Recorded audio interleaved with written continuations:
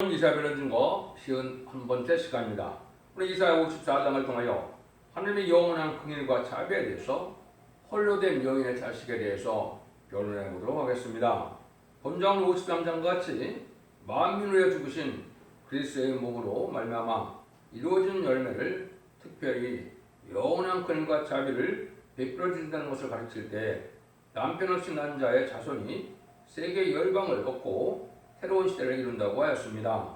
이스라엘의 회복은 에덴 동산의 회복을 뜻하는 것으로 세계 통일의 지상 천년 평화왕국을 이루는 안식 시대를 말씀하는 건데요.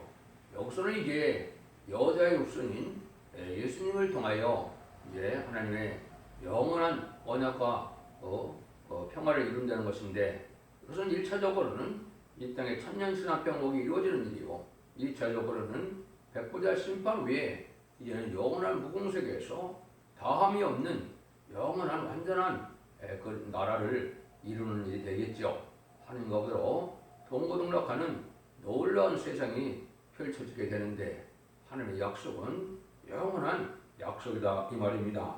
이것이 이제 하나님의 뜻을 이루는 것을 53장에서는 예수 그리스도께서 이제는 인간의 영 속건점을 바쳐주는 일이 하나님의 뜻을 이룬다 이렇게 말씀했는데, 그 일들이 구체적으로 어떻게 이루어지느냐 이걸 말씀하셨다고 볼 수가 있겠죠. 1절에서 3절입니다. 잉태치 못하며 생산치 못한 너희는 노래할지어다. 그렇지 못한 너는 애써 노래할지어다. 홀로 된 여인의 자식이 남편 있는 자의 자식보다 많음이니라. 여호와의 말이니라.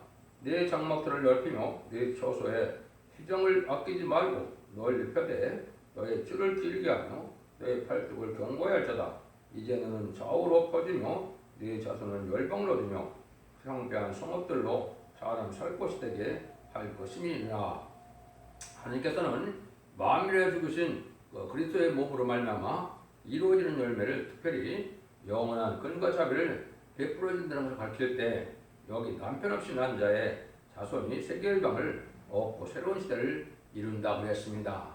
여기가 큰 의미가 있죠. 그래서 먼저는 첫째 아담과 이제 하와가 말씀을 순종치 않으므로 이제는 세상에 사망이 왔고 세상이 망하는 일이 벌어졌죠. 근데 둘째 아담 하와가 된 이제는 하와가 이제 성모 마리아가 이제는 하나님 말씀에 순종함으로 성령으로 잉태함으로 이제는 예수님을 낳게 됐죠. 그래서 여자의 후손은 그러면 이제는 바로 예수님을 얘기한 것이고, 예수님은 남편이 없이 낳았다 이 말입니다. 그래서 지금 대부분 세상 사람들도 이제 누구의 후손은 그러면 남자의 후손이라는 말을 대부분 쓰죠. 근데 여기서는 이제 여자의 후손이라 쓰는 말 자체는 창세기 3장 15절도 그렇게 돼 있죠. 이것은 이제 남자가 없이 난 예수님을 뜻한 거거든요. 이게 진정한 아브라함의 자손인데, 남편 없이 난 그 홀로 된 여인의 자식이라 이렇게 표현했는데, 예수님으로 말미암아 많은 사람들이 이제 구원함을 받아서 참된 하나님의 백성이 될 것을 말씀한 것이죠. 그것이 지금 마가다락방 교회 2000년 동안 예수 믿고 중상받아서 천국 백성이 된 이제 예수 믿고 중상받은 기독교인들이 바로 하나님의 자손이다 이렇게 말씀을 할 수가 있고, 천하 만민이 복을 받는다고 한 것처럼 아브라함을 통하여 예시가 이제 천하 만민이 복을 받는 것으로 실질적으로 누가 되겠어요? 예수님을 믿고 중생받는 자들이 아브라함의 자손이 되는 것이죠. 갈라디아 3장 29절에도 보면 이제는 그리스도에게 속한 자가 아브라함의 자손이라고 그랬죠. 이걸 여러분이 잘 아셔야 돼요. 육적으로 아브라함의 자손인 것은 육적 이스라엘 백성이 아니고, 여기서 말하는 것은 이제 예수 믿고 중생받은 사람들이 이제 양으로 이제 하나님의 백성이고 그 자녀다 이렇게 보시면 되거든요. 그래서 이제 이러한 역사가 진행될 때 하나님의 역사가 이제 어떻게 완성이 되느냐 했을 때는 이제 지상 천년 평화 왕국으로 이루어지죠. 여기에 이제 또 한 가지 하나 사건이 있죠. 여러분들 이제 그 요한복음에 보시면 요한복음 21장에 이제 21장 23절에서는 사도 요한을 보고 이제는 너는 날 올 때까지 머물러던 사명이라고 그랬죠. 그 전에 이제 예수님이 십자가로 돌아가셨을 때 뭐라고 그랬습니까? 이제는 성모 마리아 보고 이제 그 사도 요한을 아들이라고 그러고 또 사도 요한에게는 이제 성모 마리아를 어머니라고 그랬죠. 그게 중요한 의미가 있습니다. 이거는 이제 예수님으로 말미암아 이제는 지금 천국을 이루는 역사가 2000년 동안 이제 예수 믿고 중생받아서 예수님이 아니면 천국 백성이 될 수가 없죠. 근데 이제 예수님의 동생으로 삼은 이 사도 요한은 바로 천년왕국을 건설하는 사명자다 이 말입니다. 이것이 어떻게 보면 이제 육적으로 봤을 때 이제는 둘째 예수처럼 쓰임받은 것이 예수 동생처럼 쓰임받았다 이 말입니다. 그래서 이것이 머물게 사명인데 그 사명으로 사도 요한은 계시록을 써서 이제는 죄인들을 영접하게 하는 복음을 알려줬고 이제는 죄인들을 영접하는 이런 복음의 역사가 이 땅에 이주음으로 새 시대가 이루어지는 것, 천년왕국이 이루어진 것을 뜻했다 이 말입니다. 여기서 큰 의미를 가지고 있죠. 그래서 이제 예수님을 통하여 이제는 천국 백성을 먼저 이루는 것이 일체적인 은혜 시대의 역사고 이제 재림주의 역사는 환란 장인의 날에는 이제 둘째 아들을 인정받은 사도 요한이 쓴 계시록을 통하여 세상을 심판하고 인생을 회복시켜서 천년왕국을 이루는 것이 하늘을 이루는 것이다 이런 말입니다. 이것이 중요한 의미가 있겠죠. 이런 일들로 통해서 이제 그거 자체가 말세 사명자가 바로 인마진 10만 4천 명인데 인마진 10만 4천 명과도 사도 요한의 사명에 기재되다 이 말입니다. 그래서 그 사명을 사도 요한이 살아서 와서 하는 것이 아니고 다시 이제 말세 사명자를 일으키는데 성경은 10만 4천 명을 중심으로 썼지만은 10만 4천 명을 다 쓸 수 없으니까 대표적인 종 10만 4천 명 일필 이 종에 대해서 성구중인 등에서 성경 말씀을 쓴 것이 사실인 겁니다. 여러분들 그 비밀을 알아야 이 진리를 정확히 깨달을 수가 있거든요. 이런 일들이 이제 예수님을 통하여 우리에게 이루어지는 역사가 물론 예수님을 통해서 다 이루어지는 거지만 결국은 사람을 통하여 또 사명자를 통하여 계통적으로 이루어진다 이렇게 이제 볼 수가 있죠. 그래서 이것이 창세기 3장 15절에 내가 너로 여자와 원수가 되게 하고 너희 후손도 여자와 후손과 원수가 되려 하리니 여자의 후손은 네 머리를 상대할 것이요 너는 그의 팔꿈치를 상대할 것이라 하시고 이렇게 되어 있죠. 이것이 이제 바로 인간 종말에 와서 천년왕국 이룬 날까지 되는 것이고 여자의 후손은 바로 여자는 이제 첫 번째는 하와가 됐지만 이번 두 번째 성모 마리아가 여자가 되는 것이죠. 그래서 여자의 후손은 남편 없이 난 예수님이 이 땅을 이제 마귀 세력을 이기고 이제는 천년왕국을 건설하게 된다 이 말입니다. 4절에서 8절입니다. 두려워 말라 네가 수치를 당치 아니하리라 놀라지 말라 네가 부끄러움을 보지 아니하리라 네가 내 청년의 때에 수치를 알게 있겠고 과거 때의 치욕을 다시 기억함이 없으니 이는 너를 지으신 자는 네 남편이시라 그 이름은 만군의 여호와이시며 네 구속자는 이스라엘 거룩한 자시라 온 세상의 하나님이라 칭함을 받으실 것이며 여호와께서 너를 부르실 때 마치 버림을 입어 마음에 근심하는 아내고 소시의 아내 되었다가 버림을 입은 자에게 함같이 하실 것입니다. 네 하나님의 말씀이니라. 내가 잠시 너를 버렸으나 큰 것은 너를 모을 것이요 내가 넘치는 진으로 내 얼굴을 네게서 잠시 가렸으나 영원한 자비로 너를 긍휼히 여기시리라. 네 구속자 여호와의 말이니라.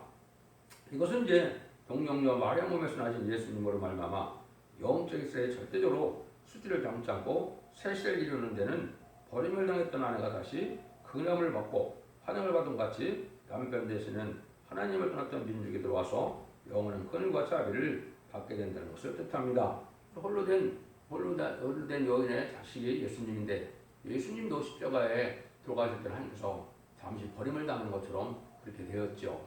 그래서 그것이 다시 긍휼함을 입어서 할매트를 이루는 일이었고 또 이제 인간 종말에 말세 사명자들도 그렇습니다. 성도적인 종도 하나님 앞에 이제 버림을 당한 것처럼 극심한 시련과 이런 고난을 겪게 되지만 결국 하나님께서 영원한 약속을 이루어서 사람의 계자들을 통하여 하나님께서는 이 세상에 온 세상에 만민 하나님이 되셔서 이제는 천년왕국을 건설함으로 이제는 복을 받게 한다. 이제 이것도 우리가 이 로마서 11장에 보면 청감남나무와 결혼가를 만난 나무가 있죠. 육적인 세력성이 창감난 나무인데 이방인 우리가 접붙임을 당해서 열매를 누가 맺습니까? 돌감나무가 참남감나무에 진액을 가서 열매를 맺죠. 이 열매를 맺게 되면 이제 육적인 백성들이 어떻게 해요? 해결을 한다 이 말입니다. 어떤 해결해요? 2000년 전에 십자가에 못 박혀 죽인 예수님이 성경대로 예언대로 오신 메시아였구나 그리스도였구나 이거를 알게 돼서 회개하고 새시대에 백성을 섬으로 천년왕국의 복을 누리게 된다 이 말입니다. 이것이 이제 하나님께서 이제는 하시고자 하는 이제 방법이고 이것이 한때는 버림받았다가 또 구원을 받는 것처럼 이제 기독교인들도 지금 어떻게 됐습니까? 하나님을 잘 섬기고 주님을 잘 믿으면 좋은데 폭파되고 타락돼서 다시 잠깐 또 버림을 당하는 것처럼 되죠. 이것은 바로 무슨 뜻이냐?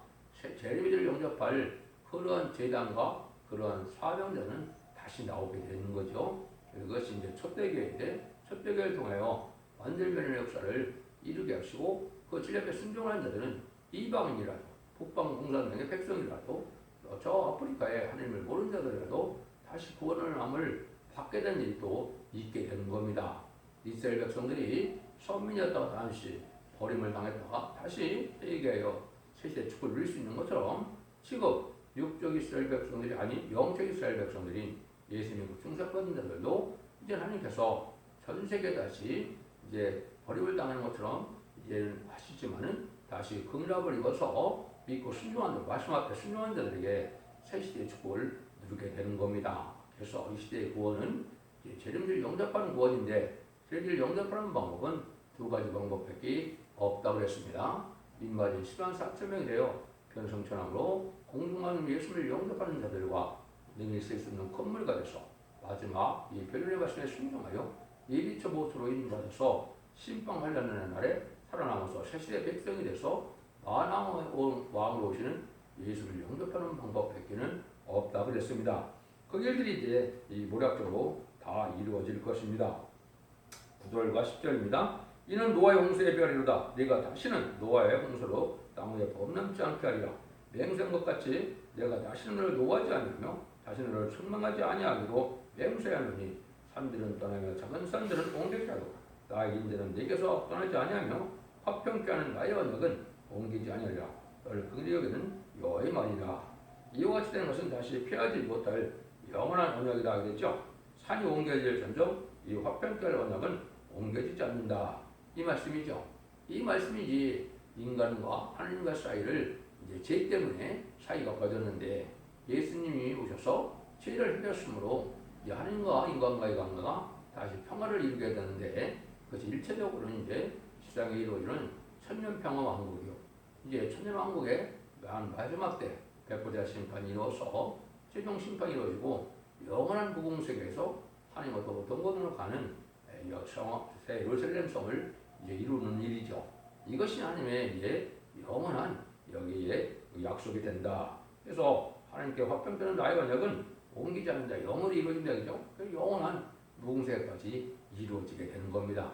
이것이 하나님의 때가 지경을 이루는 것이고 이것이 이룰 때가 심히 임박하여서 마지막 한일에 천삼년 날이 가까운 날이고 그 천삼년 말에 들어가면 바로 왕국권들이 시작되는 것이고 왕국권들을 이루기 위해서 이마진 10만 4천 명을 일으키게 되고 이마진 10만 4천 명이 이제는 변호성도가 되어서 변화 승천했다가 시당강림하는 예수님의 백마땅군대가 되고 아마겟돈 최종 승리함으로 이기는 자가 돼서 이런 정도를 회복시키는 놀라운 역사가 하나님의 영원한 언약이 이 땅에 이루어지는 것입니다.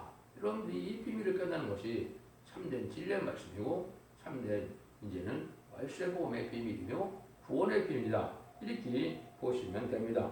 그리고 하나님의 약속은 이렇게 말씀대로 꼭 이루어지게 하나님의 약속하셨기 때문에 말씀은 그대로 이루어진다. 그래서 이것은 노아에게 이제 홍수 심판하고 난 다음에 그런 약속을 했죠. 다시는 물로 심판한다는 것처럼 다시는 이제 그런 일도 없고 하나님께서는 인간들을 땅으로 망하게 하는 것이 아니고 새시대 축복을 다시 줄 것을 말씀했는데 지금도 하나님이 똑같이 또 명세를 어떻게 합니까? 다시는 이제 하나님이 노함이 없다 그랬죠. 이것은 이제 심판하고 난 다음에 구원받은 종들과 백성들에게는 다시 하나님께서 노관함이 없고 영원한 화평을 이루어서 완전한 성된 나라 그리스도의 나라를 이루는 것이 하나님의 사랑이고 하나님의 뜻이다 이 말입니다. 그래서 하나님의 약속은 이렇게 끝까지 지키는 약속이기 때문에 노아의 홍수시대 이후에 지금까지도 이제는 우리는 지구가 멸망할 걸 걱정할 필요가 없고 하나님의 뜻대로 이루어서 천년왕국이 이루어지고 천년왕국 후에는 영원한 무공세가 이루어진다는 것이 하나님의 약속이다. 이렇게 믿으면 하나님을 잘 아는 것이 되는 겁니다. 11절에 10절입니다. 또 공고하며 광풍에 요동하여 안을 받지 못한 자여 보라 내가 화려한 채소로 네 돌 사이에 더하며 청옥으로 네 곳을 쌓으며 홍보로 네 성창을 지으며 성류형으로 네 성문을 만들고 네 지경을 다 보석으로 꾸밀 것이며 네 모든 자녀는 여호와의 교훈을 받을 것이니 네 자녀는 크게 평강할 것이며 너로 의로서는 것이며 학대가 내게서 멀어질 것인즉 네가 두려워 아니할 것이며 공포 그것도 너를 가까이 못할 것이다. 특별히 이제 아까도 말씀드린 것처럼 예년 10만 4천 명은 발세 사명자로서 많은 시련과 연단을 받는데 특별히 이제 선거적인 종을 중심으로 말씀했다고 그랬죠. 하나님의 버림받은 것 같고 또 하나님 앞에 세상에서 멸시천대를 받는 이런 지경에 이르지만은 하나님께서는 그 종의 공로를 인도해서 영원한 복을 누게 되는데 보석집을 여기 져준다 이 말이죠. 그래서 무궁세계에서도 이제 보석집과 보석 도성의 상급을 받게 되고 천년지난 평화왕국에서도 이제는 큰 하나님의 영광의 대접을 받게 된다 이 말입니다. 그래서 천년 동안도 세세 왕권의 축복을 받아 누리는 것인데 왜 세세 왕권이냐? 천년 동안 왕노릇하는 것이 끝나는 것이 아니고 무궁세계에서도 그 왕권 그대로 또 다시 누리게 되기 때문에 세세 왕권이다 이 말입니다. 근데 그 일차적으로 계시 20장 4절에 보면 부활성도와 변성도가 그리스도와 더불어 천년 동안 왕노릇한다는 것은 천년 지상 평화 왕국 동안에 분봉왕이 되어서 왕권의 판열에 축복을 받게 될 것을 말씀하신 것이다. 이렇게 보시면 됩니다. 15절입니다. 그들이 모일지라도 나로 말미암지 아니한 것이니 누구든지 모여 너를 치는 자는 너를 인하여 패망이다. 누구든지 이제 이 종을 대적하는 자는 다 패망을 당한다 이 말이죠.